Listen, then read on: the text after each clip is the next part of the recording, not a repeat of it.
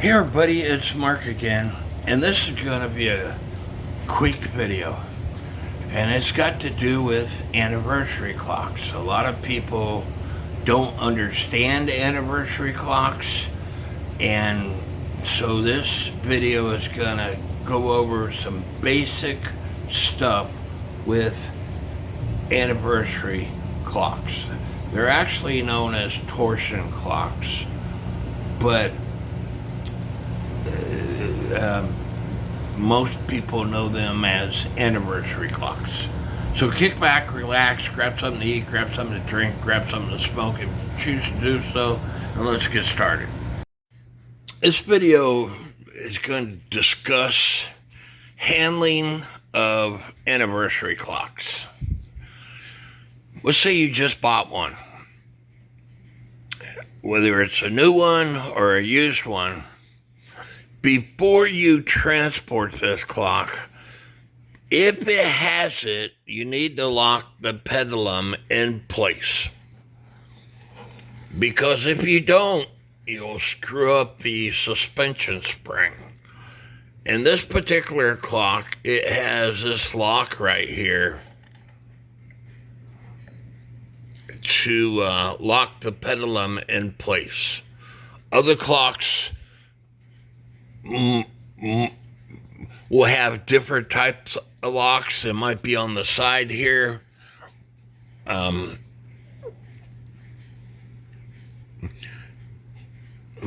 you need to lock the pendulum in place. Because if you don't, you're going to screw up the suspension spring. And I'm going to show you a suspension spring that is screwed up. If you have an antique clock like this one, which has got a disc pendulum on it, or if the pendulum doesn't have a lock on it, take the pendulum off the suspension spring.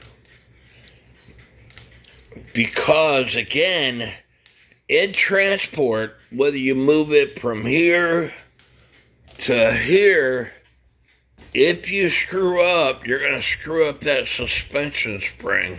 So it's best to take the pendulum off if it doesn't have a lock to lock the pendulum down.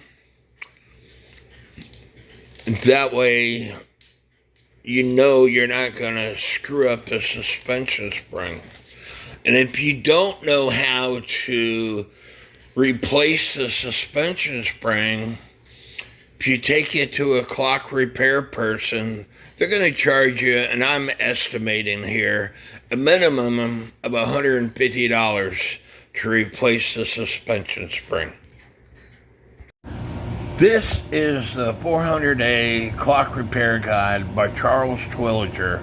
And in the beginning of this book, it gives you some history on the anniversary clock. It was an American that created the anniversary clocks. Aaron D. Crane of New York, New Jersey, who was given patent on 1841 for his idea on the torsion clock, on the way it worked. But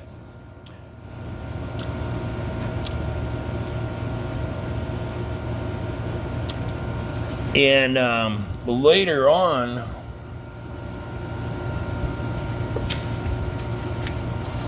let me see if I can find it.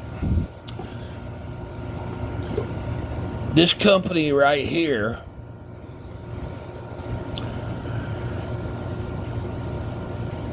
I was just reading it. Bauer and Burdick of Cleveland, Ohio, they came out with a patent. They sold clocks, and they came out with a patent with just one word, anniversary, that automatically suggested a clock as a gift for all kinds of anniversaries. The anniversary trademark was registered in December of 1901. And so people know them as anniversary clocks because I typically give a anniversary clock to somebody when they get married. but you can give them for birthdays, Christmas, etc. And they're 400-day clocks for the most part. There are some 1,000-day clocks, and there are some that last only like 200 days that are made over in Japan. But if you want to work on these clocks, this is your Bible for working on these clocks. There are some discrepancies in this book, and if I think about it, I'll leave you an NAWCC message that goes over all the discrepancies. But this is the Bible for working on these clocks.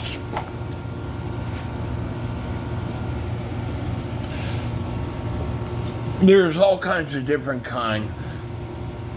This is a plastic dome. Most of the older ones are glass domes. And the glass dome can be expensive to replace.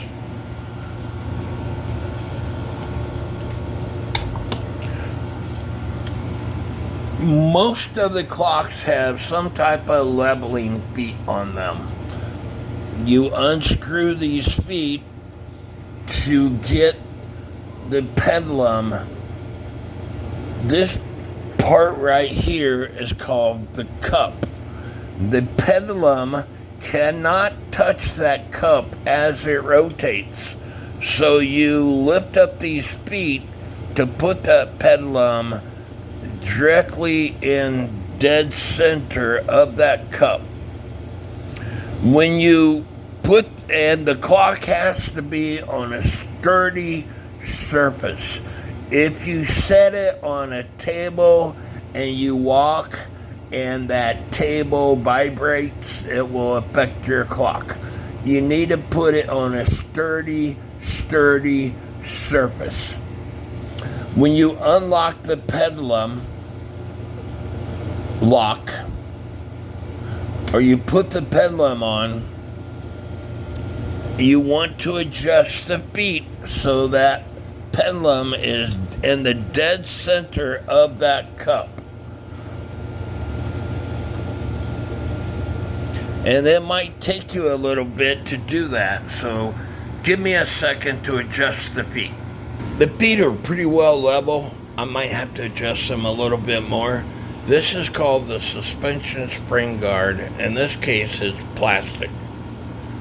This is the fork assembly. What you do, now I'm going to turn this around so you can see the hands. Once you get this perfectly level, you give the pendulum about 180-degree turn. And you don't want to sit there and turn it several revolutions. And then you let it go, and as long as that pendulum is not touching that cup, if your clock has been serviced, your clock should run. As long as there's no kinks or twists in the suspension spring. And as you can see, the clock is still running. If you watch the hands is moving. Now I'm working on a clock here that I picked up locally, and I must have threw the suspension spring away, but it was twisted. Nope, here it is.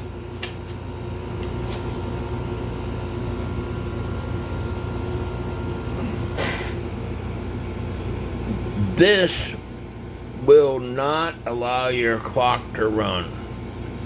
This is how bad that this suspension spring is screwed up. There can't be any twists, nothing in the suspension spring. If there's a slight kink, I have taken a pair of smooth jaw pliers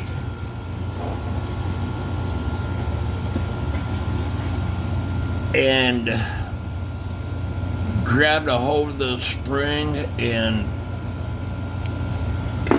as you can see, me doing that, it straightened out the twist.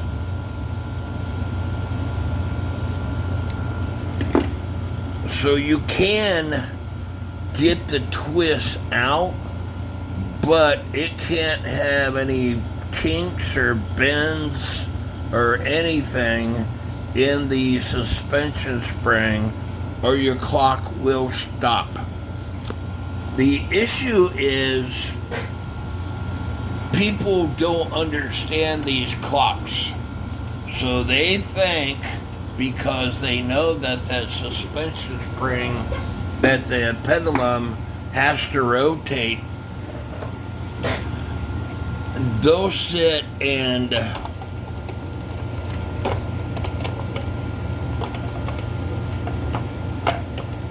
they'll spin this thing several revolutions like that, thinking that they're going to get the clock to work, and that's what causes these twists. So the important thing is your pendulum cannot touch that cup. This is the cup. None of the pendulum can touch the cup or the clock will stop. These are really nice clocks. I have several, and you can buy some for cheap. So they're a good and cheap collection if you like clocks. But there are some that will cost you several hundred, if not a couple $1,000. The disc pendulum clock that I showed you earlier, they range around $500 and up. But anyway, to start the clock, again, this don't have the suspension spring unit on it. I have to put one on.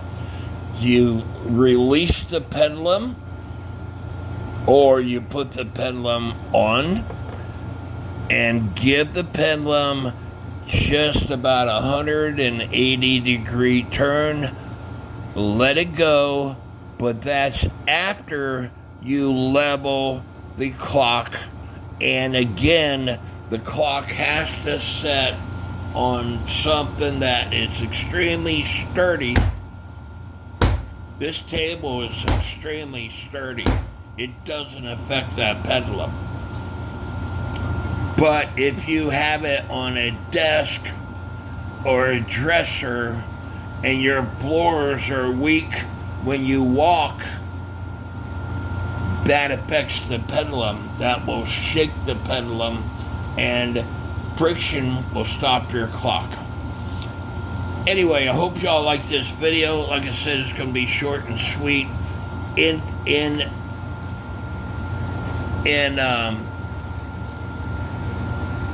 a cap of what we talked about, before you move your clock, either take the pendulum off the suspension spring or lock it, pendulum.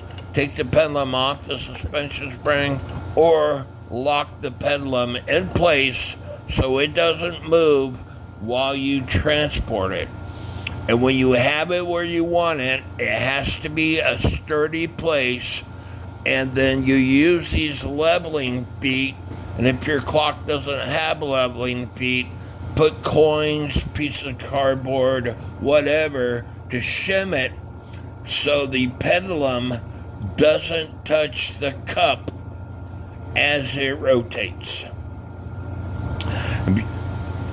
And you only wind them once a year, but you only have to wind them once a year. And by the way, Torsion is my group expert. That's what he does for a living. He works on these clocks for a living. I will add his YouTube channel in the beginning, in the description of this video. But if you have any questions and you can't get a hold of me, contact him. Subscribe to his channel. It's free to subscribe to a YouTube channel. Doesn't cost you a penny. Give me a thumbs up, leave me a comment, subscribe to my channel, follow me on Facebook, and may God bless each and every one of you. This is the clock. It's a Gundo torsion / anniversary clock. Now I want to point out something. You see that wire and how it's twisted? Your clock will not run that way. And what causes that, there's a lock on this. So when you want to transport it, you lift up the pendulum, you push this over, and that way the pendulum is not going to screw up that suspension spring. What causes that wire to get twisted is people want to turn this thing several revolutions to try to get it to work. And that is a bad, bad thing. Don't do it that way. It should only turn about 180 degrees one side. What is most important with these clocks, not only the suspension spring, is it has to be completely level. Level to the point where the pendulum doesn't touch the side of the cup like it is in this case, because it's not level. And that's what these leveling screws, these feet are for, is so you can get this thing level. Now I picked this thing up locally at a flea market, and it cost me a whole $6.